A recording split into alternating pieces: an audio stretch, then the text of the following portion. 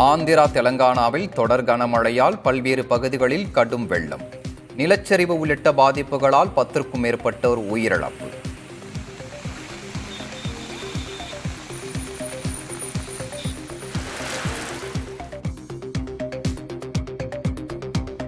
விஜயவாடாவில் வெள்ளம் சூழ்ந்த பகுதிகளை படகில் சென்று பார்வையிட்ட முதலமைச்சர் சந்திரபாபு நாயுடு, பாதிக்கப்பட்டவர்களுக்கு தேவையான அனைத்து உதவிகளும் வழங்கப்படும் என உறுதி.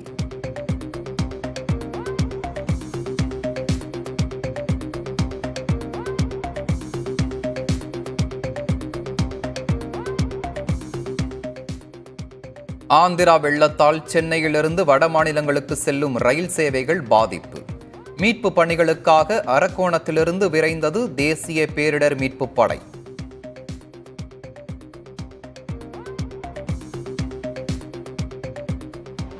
சென்னையில் விறுவிறுப்பாக நடைபெற்ற ஃபார்முலா 4 கார் பந்தயம்.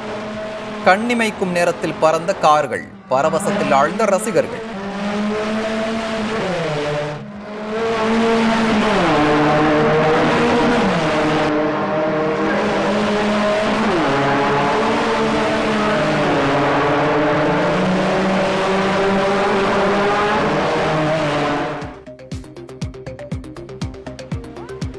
சென்னை கார் பந்தயத்தை காண குவிந்த பிரபலங்கள். யுவன் சங்கர் ராஜா, நாக சைத்தன்யா, கங்குலி உள்ளிட்டோர் கண்டுகளிப்பு.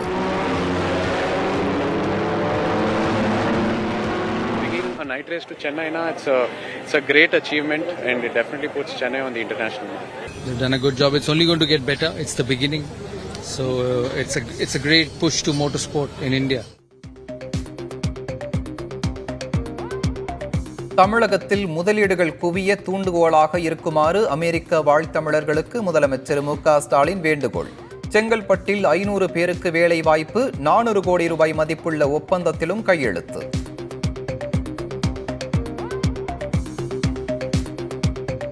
ஹேமா கமிட்டி அறிக்கையை வரவேற்பதாக நடிகர் மம்மூட்டி கருத்து. பரிந்துரைகளை அமல்படுத்தி தேவையான சட்டங்களை இயற்ற வலியுறுத்தல். பாலியல் புகாரில் சிக்கிய முகேஷ் மீது மேலும் ஒரு வழக்கு பதிவு. நேரில் ஆஜராகும்படி நடிகருக்கு சிறப்பு புலனாய்வு குழு சம்மன்.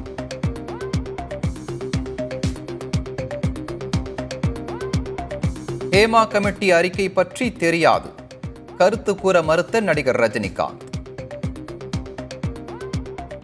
தமிழ் திரையுலகுக்கும் ஹேமா கமிட்டி அமைக்க சொல்லி நிறைய பேர் வலியுறுத்துறாங்க. ஹேமா கமிட்டி மலையாளம் எனக்கு தெரியாதுங்க, அதை பத்தி தெரியாது, சாரி. ஹேமா கமிட்டி குறித்து தொடர்ந்து கேள்வி எழுப்பிய செய்தியாளரிடம் நடிகர் ஜீவா வாக்குவாதம். மலையாள திரையுலகை போன்று தமிழ் சினிமாவில் பிரச்சனை இல்லை என்றும் பேட்டி. தமிழ் இண்டஸ்ட்ரியில மட்டும் இல்லாம கேரளா இண்டஸ்ட்ரியில இந்த ஹேமா கமிட்டி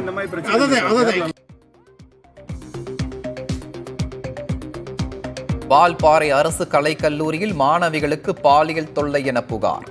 பேராசிரியர் உட்பட 4 பேரை கைது செய்து விசாரணை.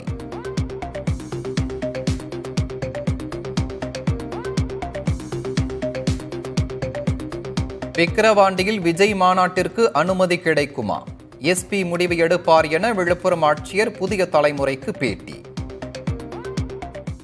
காவல்துறை தான் முடிவு பண்ணுவாங்க. அவங்க தான் அது சேஃப்டி செக்யூரிட்டி ஆஸ்பெக்ட்லாம் பார்த்துட்டு அவங்களோட முடிவு. ஸோ அவங்க எஸ்பி தான் அதை டிசிஷன் எடுப்பார் சார். அதை எடுத்து அவர் முடிவு எடுப்பாருங்க சார். தமிழ்நாட்டில் ஆகஸ்ட் மாதத்திற்கான ஜிஎஸ்டி வரி வசூல் 10,000 கோடி ரூபாயை கடந்தது. நாடு முழுவதும் 1,75,000 கோடி ரூபாய் ஜிஎஸ்டி வரி வசூல் என மத்திய அரசு அறிவிப்பு.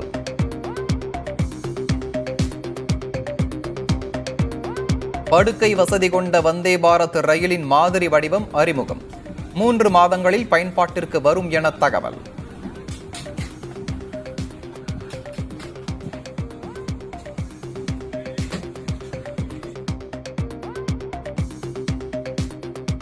கொல்கத்தா மருத்துவமனையில் 13 வயது சிறுமிக்கு பாலியல் தொல்லை கொடுத்ததாக ஆய்வக ஊழியர் கைது.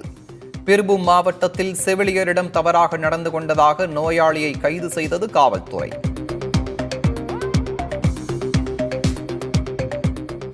கடத்தப்பட்ட பணைய கைதிகளில் 6 பேரை ஹமாஸ் கொன்றுவிட்டதாக இஸ்ரேல் குற்றச்சாட்டு.